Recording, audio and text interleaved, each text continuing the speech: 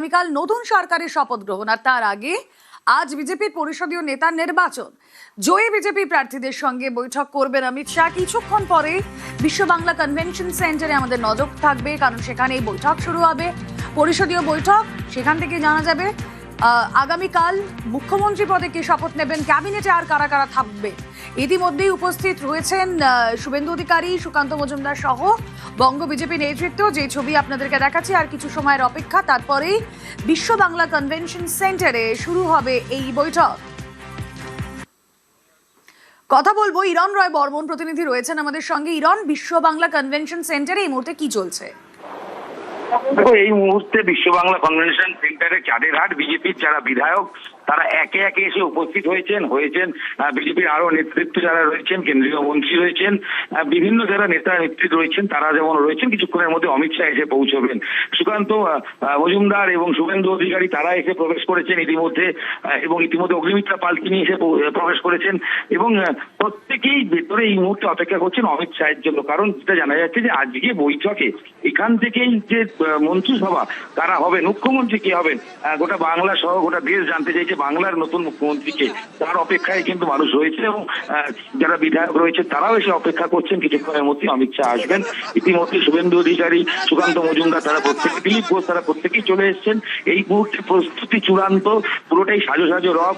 এবার অপেক্ষা যে কখন মন্ত্রিসভার এই যে গঠন হচ্ছে বা কার নাম মুখ্যমন্ত্রী হিসেবে ঘোষণা হচ্ছে এবং বাকি নেতৃত্ব কে পাচ্ছেন, এবং এই বৈঠক থেকে বা আজকের এই প্রথম বৈঠক বিধায়করা যারা জিতেছেন তাদেরকে নিয়ে অমিত শাহ বসছেন, সেখানে কি বার্তা দিচ্ছেন সেদিকেই কিন্তু তাকিয়ে রয়েছে আমজনতা থেকে শুরু করে বিজেপি যারা নেতৃত্ব। তারা প্রত্যেকেই বলছেন যে অমিত শাহ কাছ থেকে তারা নির্দেশিকা নিতে চান এবং নিয়ে আগামী 5 বছর কি করে বাংলাকে আরো আধুনিক এবং আরো সুযোগ সুবিধা দিয়ে যারা প্রতিশ্রুতি যা রেখেছিলেন সেগুলো পালন করায় তারা বদ্ধপরিকর। ঠিক কিভাবে এগুলো করবেন সেই ব্যাপারে তারা কাজ শুরু করতে চান, এবং এই বৈঠকের দিকে বললামই যে মুখ্যমন্ত্রী কে হচ্ছেন এটা গোটা বাংলা জানতে চাইছে। তার অপেক্ষা কিছুক্ষণের মধ্যেই তার উত্তর তো পাওয়া যাবে, কারণ অমিত শাহ আসলে এই বৈঠক শুরু হবে। ইতিমধ্যেই 260 বিধায়ক যারা জিতেছেন তারা অলমোস্ট প্রত্যেকে এসছেন এবং প্রত্যেকেই নিজেদের আসন গ্রহণ করে অপেক্ষা করছেন। এবার অপেক্ষা অমিত শাহ আসলে এই বৈঠক শুরু হবে। ওকে, 207 জন বিধায়ক ইতিমধ্যেই এসে উপস্থিত হয়েছেন। 207 জয়ী বিজেপি প্রার্থী তারা রয়েছেন, আর অপেক্ষা অমিত শাহের আসার। তারপরে এই শাহী বৈঠকে কি সিদ্ধান্ত হয়, আগামীকাল নতুন বিজেপি সরকারে কারা কারা থাকছেন মন্ত্রিসভায়, আগামী 5 বছরের জন্য তাদের কি রূপরেখা, সব নিয়েই আজকের এই বৈঠকে আলোচনা। देना नहीं है, और एक्स चीफ मिनिस्टर उनके लिए बहुत बहुत शुभकामनाएं। हम मोदी जी के सैनिक हैं और भाजपा के सैनिक हैं। অগ্নিমিত্রা পল তিনি বক্তব্য রাখছিলেন। যেমন আপনাদেরকে জানাচ্ছিলাম, 207 জন জয়ী বিজেপি প্রার্থী তারা এসেছেন মন্ত্রিসভা গঠনের আগে।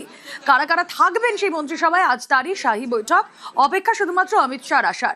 শুভেন্দু অধিকারী, সুকান্ত মজুমদার সহ বঙ্গ বিজেপির শীর্ষ নেতারা তারা এই মুহূর্তে বিশ্ব বাংলা কনভেনশন সেন্টারে চলে এসেছেন। আর কিছু সময়ের অপেক্ষা, তারপরে শুরু হবে বৈঠক। আপনারা জানেন আগামীকাল 25শে বৈশাখ রবীন্দ্র জন্ম জয়ন্তীতে নতুন সরকারের শপথ গ্রহণ, ব্রিগেডের শপথ গ্রহণ, ঐতিহাসিক সেই ব্রিগেডে এর আগে আমরা বিজেপির প্রচুর সভা দেখেছি। নরেন্দ্র মোদী নিজে সভা করেছেন। সেই ব্রিগেডে আমরা দেখেছি গীতা পাঠের অনুষ্ঠান। এবার সেই ব্রিগেড, সেই ঐতিহাসিক ব্রিগেড থেকেই শপথ গ্রহণ অনুষ্ঠান। সেই শপথ গ্রহণ অনুষ্ঠানে মুখ্যমন্ত্রী পদে কে শপথ নেবেন, কারা থাকবেন মন্ত্রিসভায়, কার কার হাতে যাচ্ছে কোন কোন দপ্তর, অবশ্যই আজকের এই বৈঠক থেকে তা ঠিক হয়ে যাবে।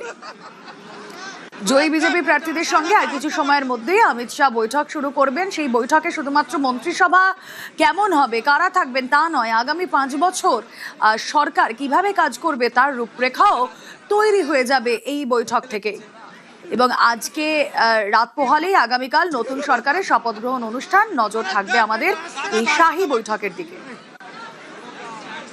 14 সালে যখন নরেন্দ্র মোদী আসলেন ক্ষমতায়, তার থেকে 12 বছর লেগেছে পশ্চিমবঙ্গকে পদ্ম ফোটাতে। তৃণমূলের 12 বছর দেরি হয়েছে। মানুষ ভালো করে পরীক্ষা নিয়ে আমাদের বসিয়েছে। দাদা, ঢাকবাসী হাতে পদ্ম ফুল, এই কনভেনশন সেন্টার সেজে উঠেছে। বাংলাকে কি করে সাজাবে, কি পরিকল্পনা? বাংলায় নিজে নিজে পদ্ম ফুটবে, এবারে কুড়ি অবস্থায় আছে তো ফুটে যাবে। অন্ধকারের পক্ষ যারা নিয়েছিলেন তারা নিজেদের ভুল বুঝতে পেরেছেন। সবাইকে নিয়ে একসঙ্গে চলাই ভারতীয় জনতা পার্টির কাজ। কাউকে নিয়ে নিম্নের মন্তব্য হাসাহাসি করবার অবকাশ নেই।